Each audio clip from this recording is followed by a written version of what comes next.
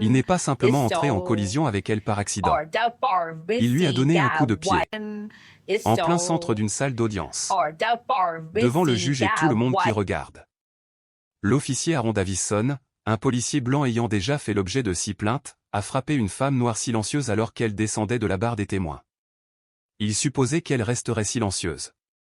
Que personne ne s'en soucierait. Que personne n'oserait parler. Mais elle n'était pas ordinaire. Elle était une Navy SEAL hautement décorée. Pourquoi une personne entraînée pour les zones de combat serait-elle agressée dans un tribunal américain? Et que se passe-t-il lorsqu'elle répond non pas avec rage, mais avec des preuves indéniables? Partagez vos pensées ci-dessous. Aimez cette vidéo si vous croyez au pouvoir de la vérité. Et abonnez-vous à Monsieur Max Stories pour plus de témoignages réels qui doivent être entendus. Revenons maintenant à la salle d'audience de Fairview. Elle était assise immobile au 3e rang. Dos droit. Les mains jointes sur ses genoux. Les yeux rivés sur la scène devant elle. La plupart des gens s'agitent lorsqu'ils sont nerveux. Croisant et décroisant les jambes, se déplaçant sur leur siège. Mais pas elle. Elle est restée parfaitement immobile. Le genre de calme qui vous dit. Elle a enduré pire. Et a survécu. Son jeune frère, Tariq, était assis à la table de la défense, à environ 3 mètres de là. Il paraissait bien trop jeune pour les accusations auxquelles il était confronté. Épaules fines voûtées. Ses yeux se posaient sur elle à chaque fois qu'il l'osait. Chaque fois qu'il regardait en arrière. Elle fit un signe de tête à peine perceptible. Un message silencieux. Je suis là. Je te tiens. Il avait besoin de cette assurance. De l'autre côté de l'allée, l'officier qui procédait à l'arrestation était assis sur sa chaise comme s'il était le maître de la pièce. L'officier Aaron Davison, les bras croisés. Il affichait un sourire narquois qui vous tordait l'estomac avant même qu'il n'ouvre la bouche. Il rit à quelque chose murmuré par le procureur. Juste assez fort pour que tout le monde l'entende. Elle n'a pas bronché. Elle a simplement rencontré son regard. Assez longtemps pour qu'il le voie. Puis elle tourna à nouveau son regard vers Tariq. Davison se pencha en arrière, gonflé comme un coq. Inconsciente de qui elle était vraiment. Du moins, pas encore. Le juge n'était pas arrivé. La pièce bourdonnait du brouhaha des papiers. Les murmures des avocats. Le doux tapotement des pieds agités. Ce moment de tension. Juste avant le début du procès.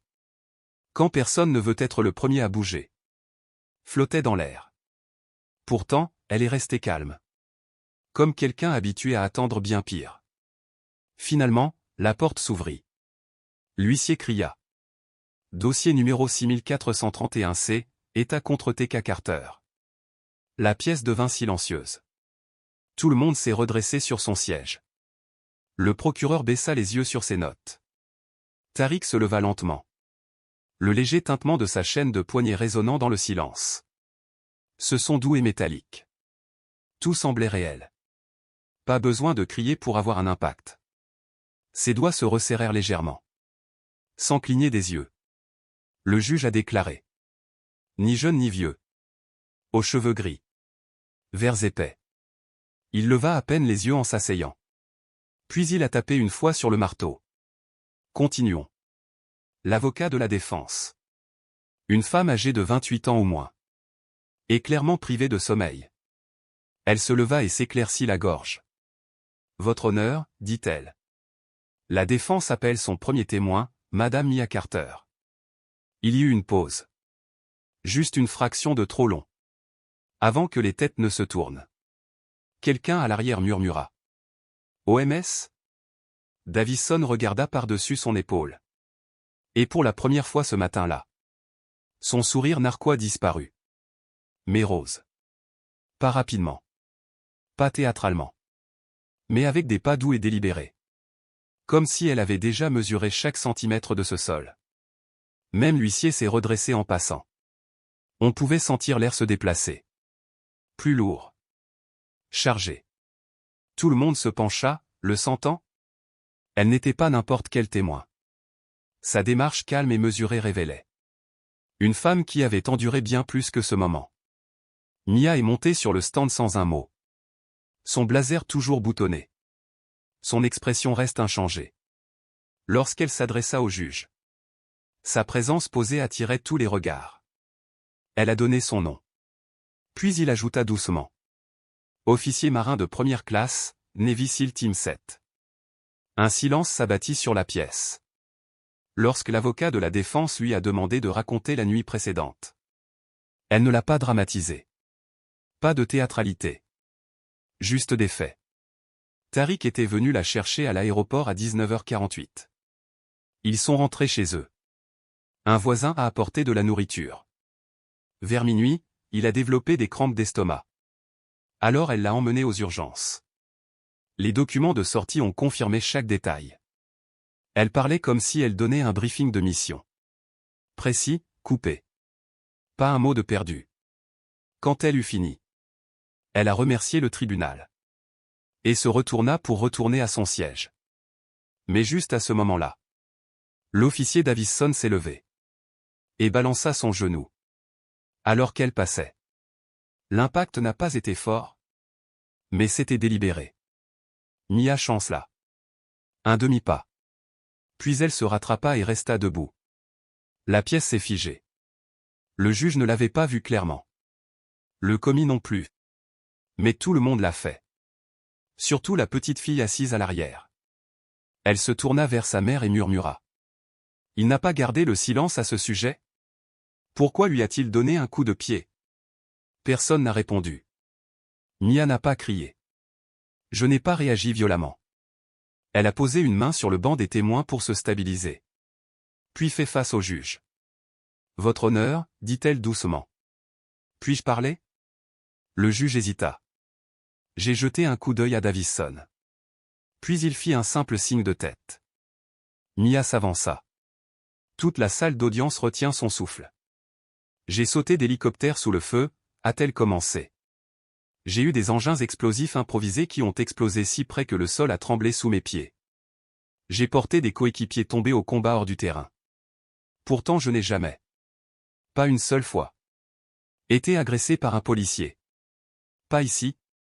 Pas dans mon propre pays. Sa voix était ferme. L'expression du juge se durcit. Officier Davison, dit-il. Veuillez sortir.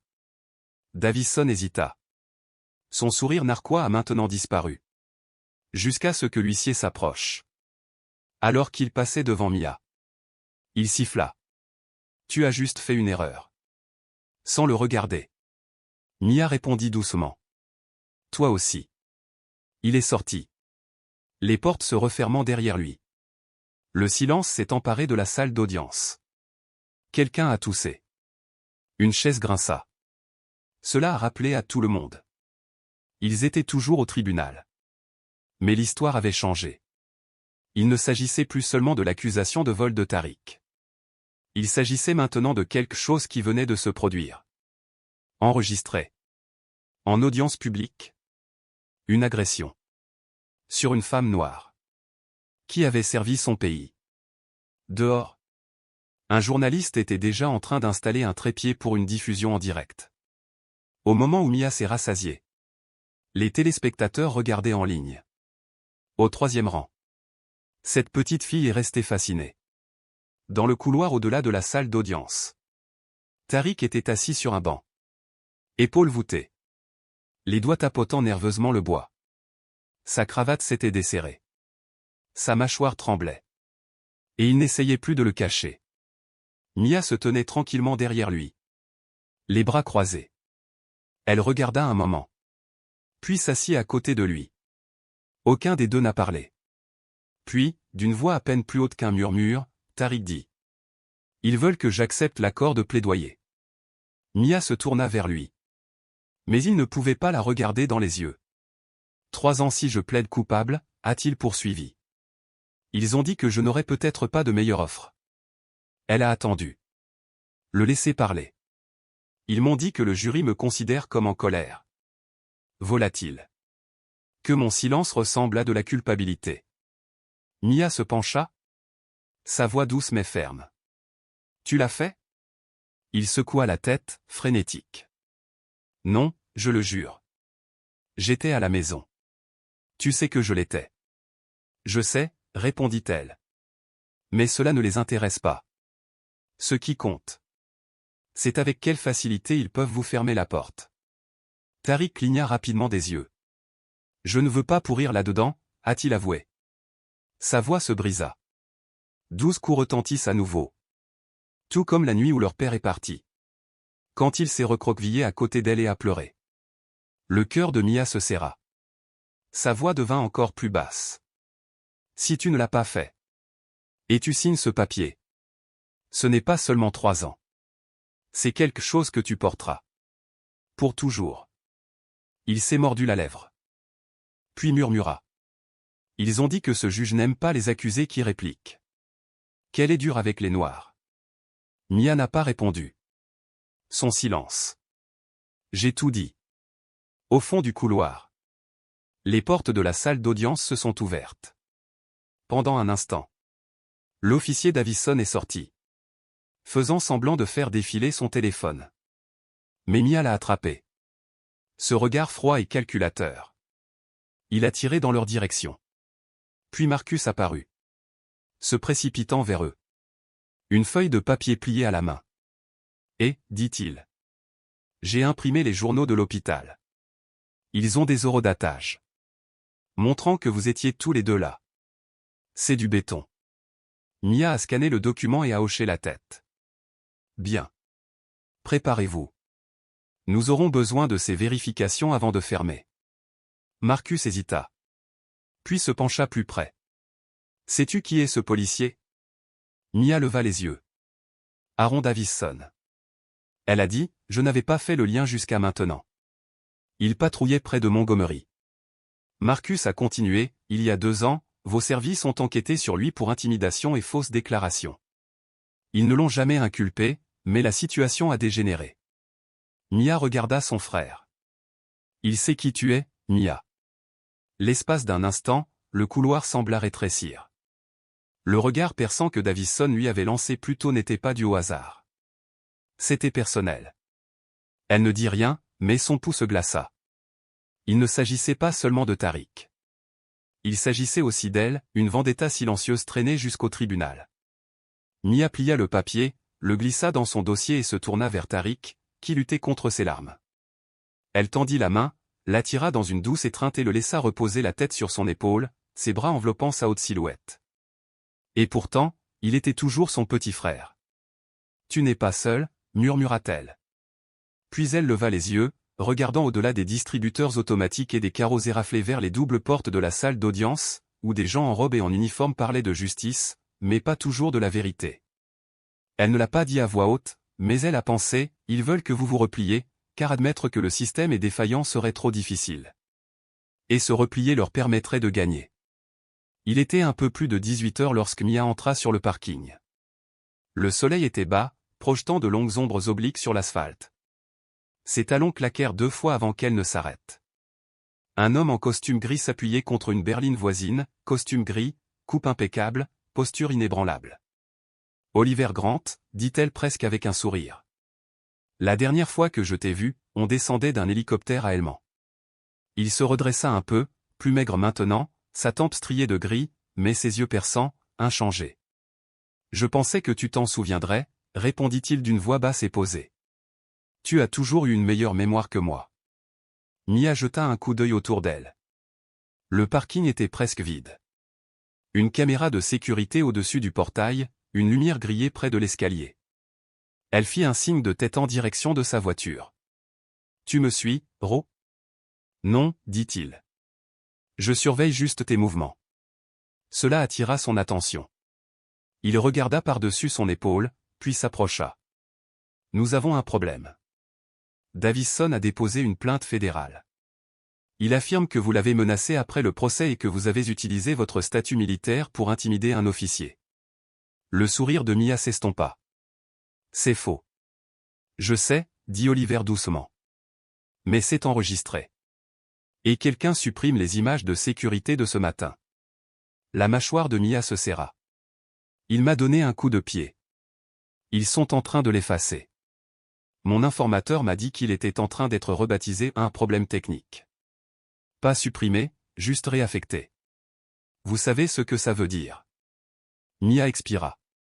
Il le cache. Oliver hocha la tête.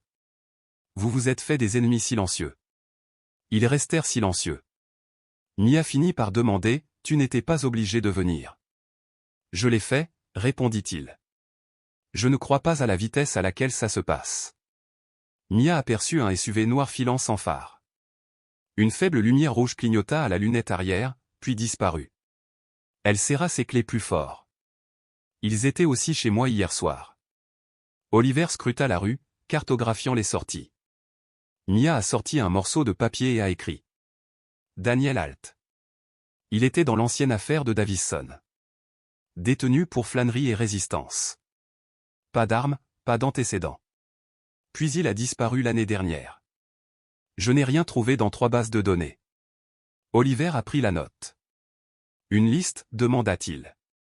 Un modèle, répondit-elle. Il l'a averti de faire attention. Elle se souvint de ses paroles à Kandahar, alors qu'il s'éloignait. Plus tard, Mia attendit que le silence retombe dans le quartier. Elle s'assit à sa table de cuisine, éclairée seulement par la lueur bleue d'un vieil ordinateur portable. Il fonctionnait encore. Elle ouvrit une enveloppe scotchée sous la table et saisit le code de connexion à 10 chiffres, toujours valide. Les dossiers publics du tribunal furent nettoyés. Ce dont elle avait besoin se trouvait derrière d'épais pare-feu que peu de gens savaient contourner. Ses doigts bougeaient délibérément. Un avertissement a clignoté, accès suspect. Surveillance activée. Elle l'a ignoré. J'ai parcouru 3 répertoires en profondeur. J'ai trouvé un dossier intitulé Journaux d'entretien étage 2.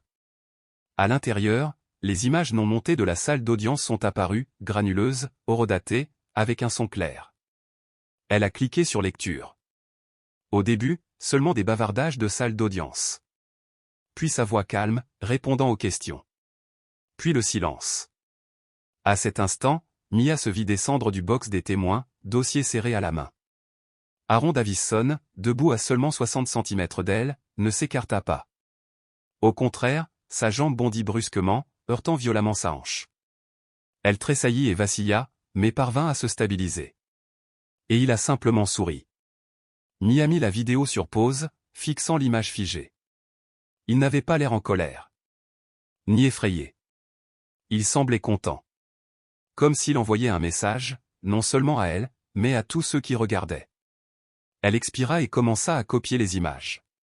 3 fois.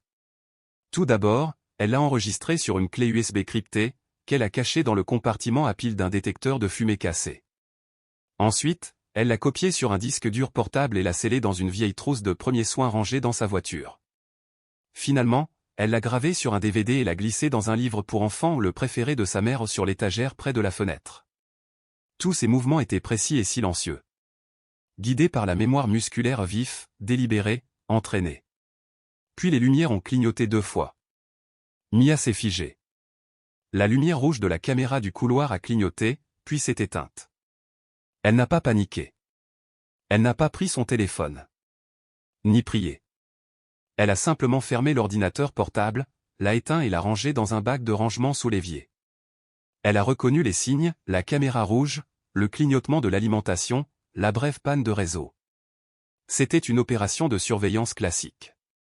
Quelqu'un la regardait. Et il voulait qu'elle le sache.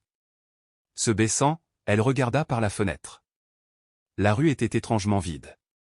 Puis, un SUV noir est passé en rampant, sans phare, seulement une faible diode rouge allumée derrière le pare-brise. Un véhicule de surveillance banalisé. Mia s'accroupit contre le mur jusqu'à ce qu'il tourne au coin et disparaisse. Elle a ensuite attrapé un vieux sac de sport dans le placard de son couloir. À l'intérieur se trouvaient ses bottes, des documents importants et un téléphone jetable enveloppé dans du papier aluminium. Elle n'a pas composé le numéro immédiatement. Elle n'était pas prête à impliquer quelqu'un d'autre, jusqu'à ce qu'elle obtienne des preuves. Mais maintenant elle comprenait. C'était plus grave que l'affaire de son frère. C'était personnel. Et orchestré. Entre le sourire suffisant de Davison et la lumière rouge clignotante de cet enregistrement, Mia Carter avait franchi une ligne qu'il n'aurait jamais cru la voir franchir, et encore moins la défier. Une ligne destinée à la réduire au silence par la peur. Mais ils avaient oublié une chose. Mia Carter n'a pas seulement combattu à l'étranger. Elle est revenue vivante. Et maintenant, ils étaient sur son territoire. 2 jours après la diffusion virale de la vidéo, Aaron Davison s'est assis, figé, dans un journal télévisé matinal, vêtu de son uniforme de la marine, entouré d'un avocat syndicaliste. Il n'a présenté aucune excuse. Il n'a pas bronché. Au lieu de cela, il s'est penché en avant, les mains jointes, et a regardé droit dans la caméra. Mademoiselle Carter est une vétérante, certes, a-t-il dit. Mais elle a aussi montré des signes d'instabilité émotionnelle. Elle m'a menacé au tribunal. Vous m'avez vu me défendre. L'animateur ne l'a pas contesté. Le même scénario éculé était de nouveau en vigueur. Mia se tenait au comptoir de la cuisine. Son café était froid depuis longtemps. Elle tapotait le bord de sa tasse avec ses doigts à un rythme régulier. Ce n'était ni de la panique, ni de la rage. C'était une acceptation sombre. Elle a lu le texte d'Oliver. Ça commence. Quelques secondes plus tard, il récupère vos dossiers confidentiels. Elle répondit simplement. Laissez-les faire. Cet après-midi-là, des comptes anonymes ont commencé à éplucher ses journaux de déploiement, déformant chaque ligne hors de son contexte. Un article de blog affirmait à tort qu'elle avait tiré sur des civils lors d'une escarmouche à Kandahar, une accusation officiellement démentie depuis des années. Mais le but n'était pas la vérité. C'était un doute. Cette nuit-là, Mia était assise dans l'obscurité. Tariq dormait paisiblement sur le canapé à côté d'elle, respirant facilement pour la première fois depuis des jours. Puis son écran s'est allumé. Diffusion en direct de Alt. Légende, 2 ans, c'est suffisant. Elle a accédé au flux. Un adolescent se tenait dans le couloir vacillant d'un foyer. Ses yeux, écarquillés et hantés, dépassaient de sous un sweat à capuche zippée. Sans saluer les spectateurs, il commença. Je m'appelle Daniel Foster. Je suis au centre de rétablissement de Piney Hill depuis l'âge de 15 ans. On m'a dit que j'entendais des voix. Non, j'entends des souvenirs. Des choses que je n'étais pas censé voir. La conversation à l'écran a explosé d'émojis et de commentaires choqués. Je me souviens de l'agent Aaron Davison qui m'a plaqué contre le mur devant l'épicerie Miller, a-t-il poursuivi. Je me souviens qu'il avait caché quelque chose dans mon sac à dos. Je me souviens de son visage quand j'ai commencé à pleurer comme s'il était fier. J'attendais simplement ma grand-mère. Je n'ai rien fait. Mais personne ne m'a écouté. Ni le tribunal. Ni même mon avocat. J'étais terrifié. Alors je suis restée silencieuse. Il a rencontré directement la caméra. J'ai vu ce qu'il a fait à Mademoiselle Carter dans cette vidéo. Je ne peux plus me taire. Le silence s'ensuivit, rompu seulement par le bourdonnement d'un évent. Je ne sais pas si ça peut aider quelqu'un. Mais c'est la vérité. Si elle peut être blessée et rester debout, peut-être que moi aussi. Le stream s'est terminé après 10 minutes. Du jour au lendemain, son nom est devenu tendance. Bien que son casier judiciaire ait été scellé, son témoignage ne l'a pas été. Des défenseurs de la santé mentale l'ont cité.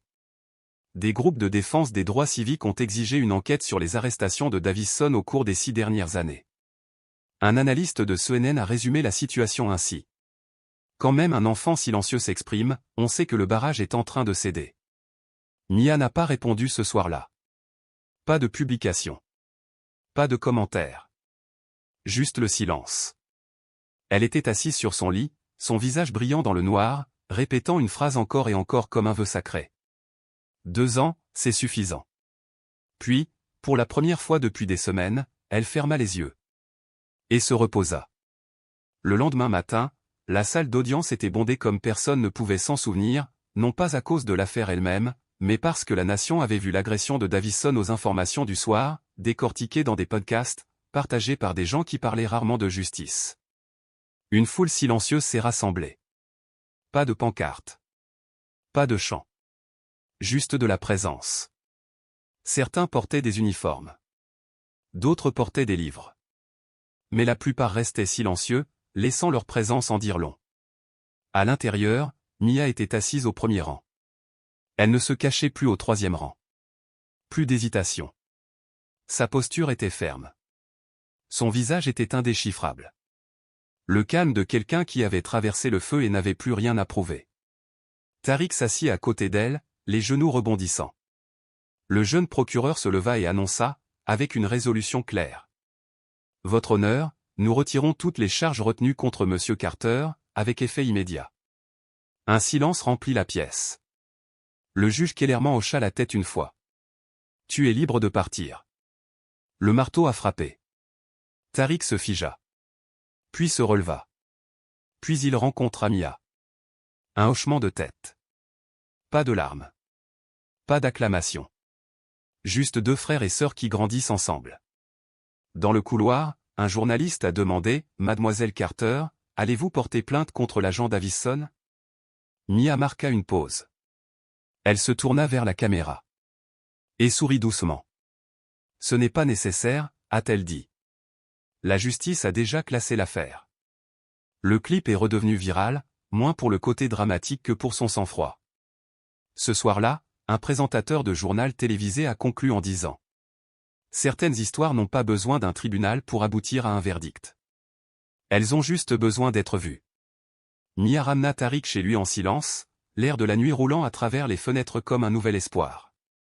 Peu après, Aaron Davison a été inculpé au niveau fédéral pour usage excessif de la force, obstruction et représailles. Sa photo d'identité judiciaire a remplacé son arrogance au tribunal. Une semaine plus tard, l'article d'Eleanor Price paru en première page était publié. La doctrine Aaron, une décennie d'abus commis par un officier. Le message est apparu en ligne et sur papier, distribué aux arrêts de bus et dans les restaurants. La vérité n'était plus cachée. Son rapport cite des superviseurs qui ont signé sans examen, des enquêteurs de l'IA qui ont perdu des dossiers, ainsi que des lanceurs d'alerte comme Oliver Grant, qui a été discrètement muté. La seule réponse du département ? L'agent Grant a été réaffecté en attendant un examen. Pas de déni. Pas d'excuses. Juste un système qui colmate tranquillement ses fuites. Mia a lu l'article à la table de la cuisine de son enfance. Elle se souvenait de son père sirotant un café près de cette fenêtre. Maintenant, son propre reflet la regardait en retour, plus vieux, plus fatigué. Une photo de son père en uniforme reposait sur une étagère à proximité, prise avant son arrestation injustifiée. Elle murmura, « Ta petite fille a fait ce que tu n'as pas pu faire. » Puis elle se redressa. Dehors, Fairview se réveillait. Un collège a annoncé un symposium sur la responsabilité de la police. Les équipes de débat l'ont cité. Une fresque murale est apparue sur un mur de briques, non pas celle d'une victime, mais celle d'une femme debout. Mia est restée à l'intérieur. Elle prépare du thé. Comme son grand-père le faisait autrefois. Laisser le monde tourner sans elle, juste pour un instant. La victoire n'était pas encore totale. Trop de familles restaient muettes. Mais quelque chose s'était fissuré. Une vérité qui ne pouvait plus être enterrée. Cette nuit-là, les seuls bruits étaient le cliquetis des couverts et une respiration régulière. Tariq était assis à table, ne tremblant plus, mangeant simplement. Mia le regardait, non pas comme un vétéran, mais comme une sœur. Pour la première fois, cela semblait suffisant. Sur le balcon, l'air de la nuit l'enveloppait. En bas, les lumières de la ville clignotaient. Quelqu'un avait tagué « Justice pour Tariq ». Elle déplia un drapeau délavé au celui de son père, issu de ses funérailles injustifiées. Elle en traça les coutures et se souvint de ses paroles. La vérité ne frappe jamais fort. Mais elle finit toujours par s'infiltrer. Ses doigts s'attardèrent sur le tissu. Ce drapeau n'était plus seulement le sien. Cela représentait désormais son combat. Son téléphone a vibré. Ils te veulent. Le comité de réforme souhaite connaître votre avis. Il y a une semaine, elle avait été retirée des images. Maintenant, il recherchait ses conseils. Elle a répondu par SMS. Je ne conseille pas. Je réécris les règles du jeu. Pas d'émoji. Pas de ponctuation. Juste la vérité. Plié net, comme le drapeau sur ses genoux. À l'intérieur, Tariq a terminé son repas. Le garçon qui marmonnait autrefois était maintenant assis plus haut, pas guéri, mais plus près. Il monta sur le balcon, pieds nus sur le carrelage froid, et s'appuya contre la balustrade à côté de sa sœur. Il ne parlait pas. Il n'y avait plus rien à dire. Finalement, il croisa son regard. Tu es la raison pour laquelle je crois en la justice. Mia n'a pas répondu tout de suite. Elle ne savait pas comment. Elle posa donc simplement sa main sur la sienne, chaude et familière. Une sirène hurlait au loin. Mais ce n'était pas ce qui les attendait. Pas ce soir. Ce soir, il n'était pas question de protestation, de preuve ou de vengeance. Il s'agissait de la chose silencieuse qui survit au feu. La voix ininterrompue d'un jeune frère. Les mains fermes d'une sœur. Et un vieux drapeau qui comptait, non pas pour ce qu'il symbolisait, mais pour ceux qui le portaient. Mia se pencha en arrière, les yeux rivés sur les étoiles. Il brillait comme toujours. Mais tout semblait différent. Pas le monde entier. Juste quelque chose de plus proche. Plus silencieux. La partie de vous qui espère encore, même lorsque le désespoir aurait dû gagner. Elle ignorait ce que l'avenir lui réserverait. Quelle loi pourrait changer? Quelle réaction négative pourrait survenir? Mais elle savait ceci. Les règles avaient changé. Parce que quelqu'un, assis au 3e rang, a refusé de broncher. A refusé de se coucher. A refusé d'oublier. Si cette histoire vous a ému, même pour un instant, demande-toi pourquoi. Mia est venue sans armes. Elle ne portait que la vérité. Elle n'a pas crié pour obtenir du pouvoir. Elle resta silencieuse. Et a fait parler le système. Ce faisant, elle nous a rappelé quelque chose de crucial. La justice ne porte pas toujours une robe ou un insigne. Parfois, ça laisse des cicatrices. Parfois, ça laisse du courage. Ou un drapeau plié. Cette histoire nous enseigne que la vérité, associée à une détermination inébranlable, peut exposer même les préjugés les plus tenaces. L'abus le plus silencieux. Dans ces moments de silence judiciaire, dirigés non par la force, mais par principe, nous voyons enfin les crimes cachés du système mis à nu. Le message est clair. N'ayez jamais peur de défendre la vérité. Même lorsque les menaces surviennent. Reste ferme. Si j'étais à sa place, j'utiliserais ma voix, mes preuves, pour protéger les personnes vulnérables, pour étendre les droits civiques, et pour aider à remodeler la justice. Pour tout le monde. Ce travail n'est pas destiné à une seule personne. Il faut qu'il grandisse. Cela doit devenir un mouvement. Devenir changement. Et atteindre les générations futures. Le racisme disparaîtra-t-il d'ici 2050? Peut-être pas entièrement. Les préjugés sont profondément ancrés. Des siècles de profondeur. Mais si chaque génération croit en l'égalité, puis d'ici 2040, les actes de discrimination pourraient devenir rares. Pas la norme. Ce combat n'est pas rapide. Mais avec un effort constant et incessant, la justice peut se propager aussi silencieusement, comme la vérité. Clause de non-responsabilité. Cette histoire est entièrement fictive. Tous les personnages et événements sont des créations de l'auteur et ne sont pas destinés à représenter des individus réels. Il a été écrit pour sensibiliser à la justice, à la vérité et à la dignité humaine. Nous nous opposons à toutes les formes de violence, d'injustice et de préjugés. Veuillez garder cela à l'esprit lorsque vous réfléchissez à ce que vous avez lu.